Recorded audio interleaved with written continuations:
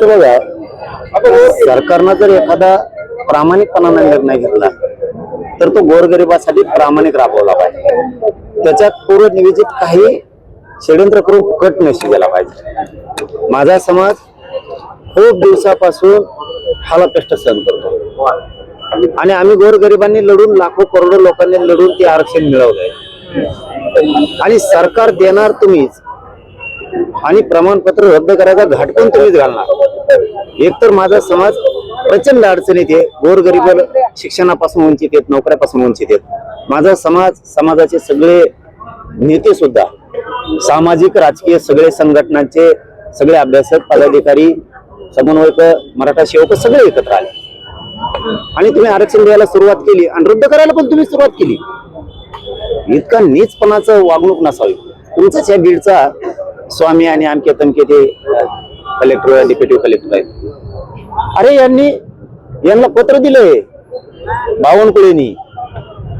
एखाद्या मराठ्यांच्या नेत्यानं, मराठ्याच्या मंत्र्यानं 60-70 वर्षाच्या काळात मला दाखवा ओबीसीचं आरक्षण रद्द करा किंवा ओबीसीच्या नोंदी रद्द करा म्हणून एखादं पत्र दिले.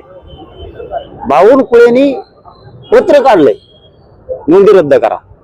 हे गोरगरीब ओबीसीला तरी मान्य आहे का? तुकड्यावर जगणारे 4-2 सोडून द्या, परंतु गोरगरीब ओबीसीला तरी मान्य आहे का मिळालेलं मराठ्यांचं हक्काचं आरक्षण रद्द करण्यात यावं? म्हणून 29 ऑगस्टला खूप टोकाचं आंदोलन होणार, खूप टोकाचं. ज्या पद्धतीनं प्रमाणपत्र रद्द झाले त्याच पद्धतीने बीड जिल्ह्यामध्ये एक बडा नेता आहे की प्रमाणपत्र रद्द करण्यासाठी पाठपुरावा चर्चा बाहेर माया फक्त समोर येऊ द्या, मग मी बघतो. हे बघा, मी ऐकवर बोलत नाही, मी कधीच कोणाचं नाव घेतलं नाही. आता काल जे बोललो, ज्यांनी केलं त्यांचंच घेतलं. काल मी धन्याचं घेतलं का, भुजबळचं घेतलं का? मी मोह आरोप करायचे म्हणून कधीच करत नाही कोणावर. चुकल्यावर मी सोडत नाही. कालचे इतके म्हणजे, अरे जात पडताळणी समितीनं आदेश केलाय व्हॅलिड करा म्हणून, सकाळी वृद्ध होत. शिंदे साहेबांचे मंत्री हे काम करणार. आता ठीक आहे, त्यांनी सांगितलंय आता रात्रीपासून त्यांचे खलबत सुरू आहेत. सकाळी पण होते की आम्ही आमची चूक दुरुस्त करतो. शिंदे साहेबांच्या तिकडून सुरू झालं. आमच्या तेच म्हणणं आहे, तुम्ही चूक दुरुस्त करा, आम्हाला बोलायची गरजच नाही. तीच पद्धत भाजपमधल्या मराठ्यांच्या जिल्हा प्रमुखांनी, भाजपमधल्या मराठ्याच्या आमदारांनी, मंत्र्यांनी, खासदारांनी फडणवीस साहेबांना सांगा, बावनकुळे केलेली चूक आपण सुधारू. गोरगरीब मराठ्यांचं मेरिटचा वोट नको घ्यायला. हे शिंदे साहेबाला सुद्धा त्यांच्या महाराष्ट्रातल्या सगळ्या जिल्हा प्रमुखांना सांगावं, सगळ्या आमदार, मंत्र्यांनी, खासदारांनी सांगावं की शिंदे सर आपल्या मंत्र्यांनी चूक केली, आपण ते सुधारू. आपण जर पाहिलं तर तुम्ही अनेकदा शिंदे तसे नाहीत, शिंदेना सुद्धा इशारा देतो. हे बघा, मला ह्या बोटरचा ह्या बोटर थुका नाही.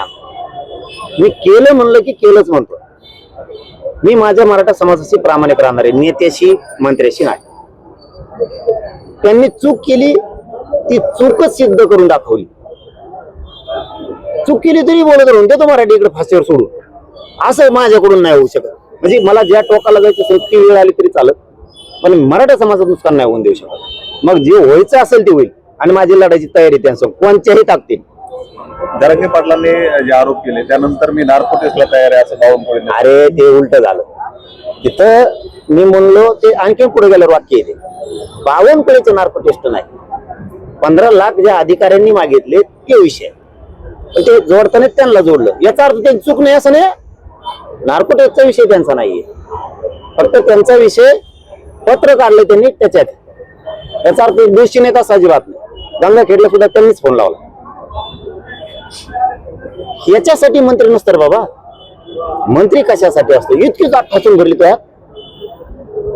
ठीक आहे, बघू आता बावनकुळे काय करतो आणि आम्ही बी मराठवाड्यात, पश्चिम महाराष्ट्रात विदर्भात काय करतो दाखव. तुम्ही आमचा रद्द करून बदला घेणार, आम्ही तुम्हाला पाडून बदला घ्या.